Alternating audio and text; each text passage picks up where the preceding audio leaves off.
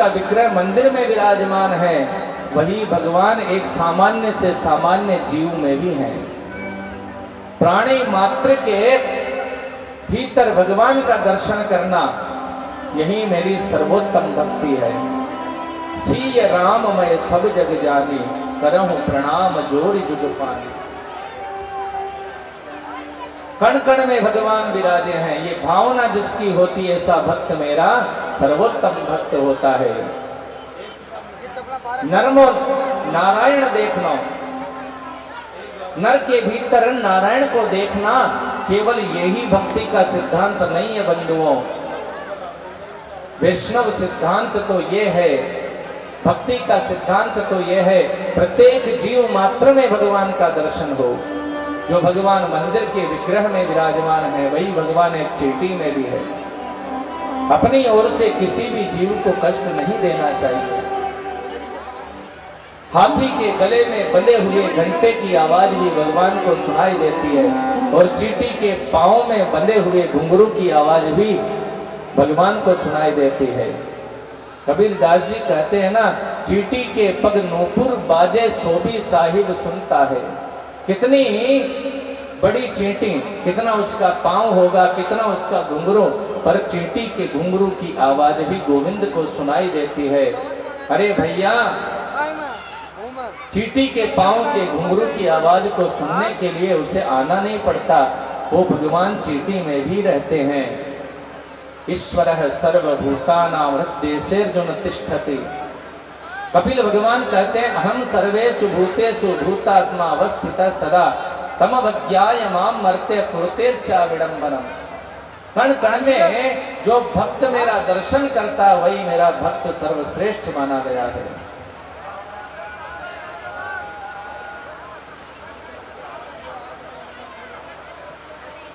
बोलिए भक्त वत्सल भगवान की जय।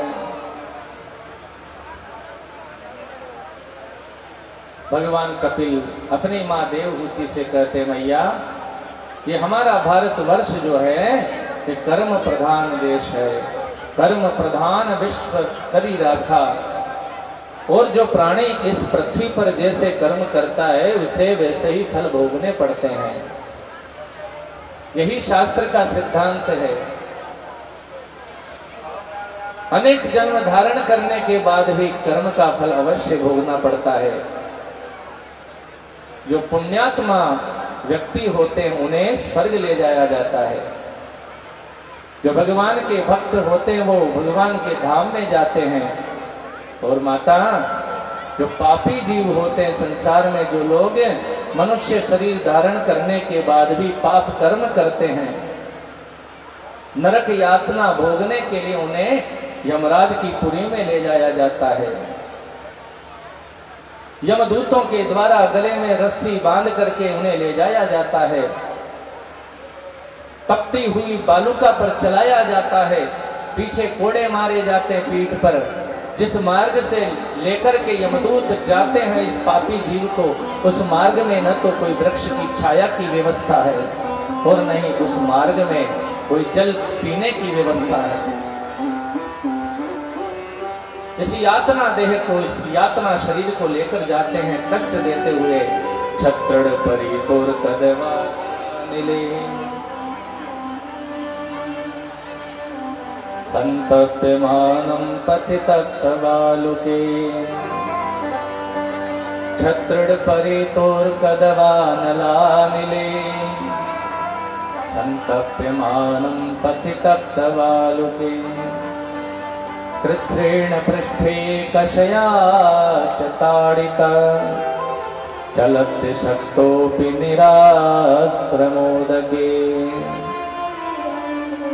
बड़ा कष्ट सहते हुए ये प्राणी यमपुरी में ले जाया जाता है। कई प्रकार के कष्ट यातनाएं इसे दी जाती है। नरक यातना भोगने के बाद में ये संसार में पटक दिया जाता है, और अपने पिता के द्वारा अपने माँ के गर्भ में जीव जब आता है, पहली रात्रि को कर्मणा देवनेत्रेण जंतुर्देहोपपत्तये। स्त्रिया प्रविष्ट उदरम पुंसोरेत कणाश्रयः। पिता के द्वारा मातृ गर्भ में जीव जब पहली रात्रि को होता है, मां के रज में मिलकर इसकी कलल नाम की संज्ञा होती है। कललम पेक रात्रेण पंचरात्रेण बुधबुधम। अपने मां के गर्भ में जीवात्मा 5 रात्रि का जब हो जाता है तो बुलबुले के समान हो जाता है। इसका आकार धीरे धीरे धीरे धीरे बढ़ने लगता है। दशा है न तु करकंधु। 10 दिन का जब हो जाता मातृ गर्भ में, बेर के समान इसकी आकृति हो जाती है। मासेन तो शिरोद्वाभ्याम बाह्यं द्व्यांग्र्यं दरे विग्रह। मासेन तो शिरोद्वाभ्याम बाह्यं ग्राद्यं विग्रह। नखलोमास्ति चर्माणि लिंग छिद्रोद्भवस्त्रिभिः। 1 महीने का जब मातृ गर्भ में जीवात्मा होता है तो इसके सिर का निर्माण प्रारंभ होता है। इसके नाखून, शरीर के अंग प्रत्यंग धीरे धीरे बाहर निकलने लगते हैं। त्वचा का निर्माण होना प्रारंभ होता है और धीरे धीरे धीरे धीरे गर्भ में इसका समय बढ़ता जाता है। जो जो 9वां महीना प्रारंभ होता है उससे पूर्व इसे अपने पूर्व जन्मों की स्मृति होने लगती है। 8वें मास के भीतर आते आते से पूर्व जन्मों की स्मृति होने लगती है। अपने कर्मों को याद करता है, सत्कर्म दुष्कर्मों को स्मरण करता है। गर्भ के दलदल में पड़ा हुआ भगवान से प्रार्थना करता है। तस्योपसन्नमवितुं जगदिच्छयात् नाना तनुर्भुवि चलच्चरणारविन्दम्। सोहं व्रजामि शरणं ह्यकुतो भयं मे। येने दृशि गतिरदर्श सतोनुरूपा। हे नारायण, मुझे इस गर्भ के दलदल से बाहर निकाल दो एक बार। बाहर संसार में आते ही मैं आपका बहुत भजन करूंगा, बहुत भजन करूंगा। भगवान मन में सब जानते हैं, बेटा हमें बेवकूफ मत बनावे। बाहर जाते ही, संसार में जाते ही तुम क्या करोगे ये मुझे पहले से ही पता है।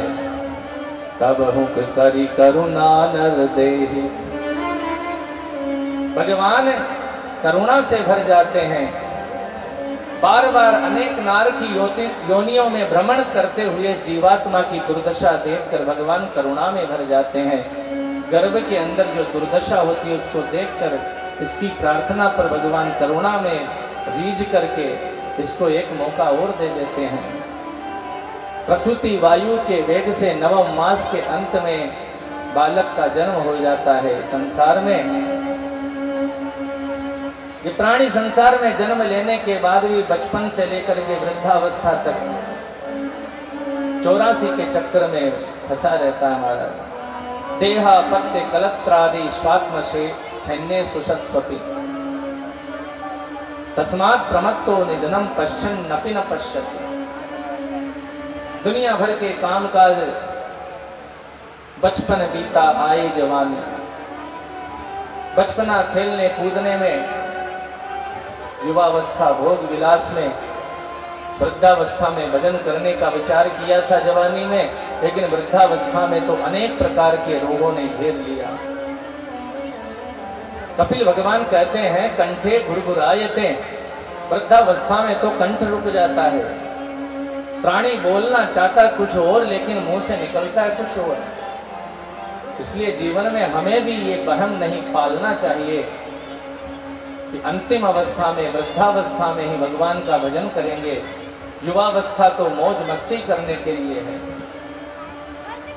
कौमारे आचरेत प्राज्ञो धर्मान भागवतानि है। प्रहलाद जी महाराज का वचन है, धर्म का आचरण तो बालपने से होना चाहिए।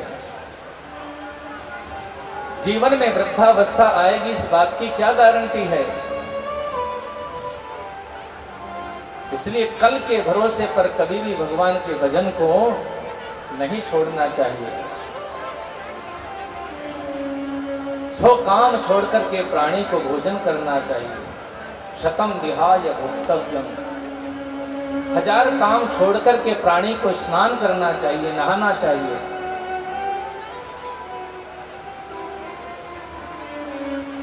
लाख काम छोड़ करके प्राणी को सत्कर्म करना चाहिए, दान पुण्य कमाना चाहिए। और करोड़ काम छोड़ करके प्राणी को भगवत भजन करना चाहिए। वर्तमान में हमें जो भी प्राप्त हुआ है, धन संपत्ति, पुत्र परिवार, स्त्री, घर बार, जीवन में हमें जो भी प्राप्त होता है, ये ऐसे ही नहीं मिल गया। ये सब हमारे ही कर्मों के परिणाम स्वरूप हमें प्राप्त हुआ है। हमारे जीवन में जो अनुकूलता है, जो सुख है, जो सुविधाएं हैं, हमारे पुण्यों की वजह से हैं। हम कुछ नहीं करते, सब प्रारब्ध के अनुसार हमें प्राप्त हो रहा है। सब प्राणियों का आपस में योग होता है। कोई किसी का बेटा बन गया, कोई किसी की पत्नी, कोई किसी का पति, कोई किसी की बेटी हो गई। तो ये सब पहले से प्रारब्ध के अनुसार निश्चित होता है। हम कुछ नहीं करते इसमें। हम आपको कथा सुना रहे हैं, आप कथा सुन रहे हैं। पहले दिन कथा प्रारंभ हुई थी, उससे पहले आपसे कई लोगों से हमारा परिचय नहीं था। हम भी आपको नहीं जानते थे, पर हमारा ये जो संयोग हुआ, इसमें भी हमारा कोई पूर्व प्रारब्ध है, पूर्व का कोई कर्म है। मैं कथा सुना रहा हूं, आप सुन रहे हैं, इसमें भी कोई ना कोई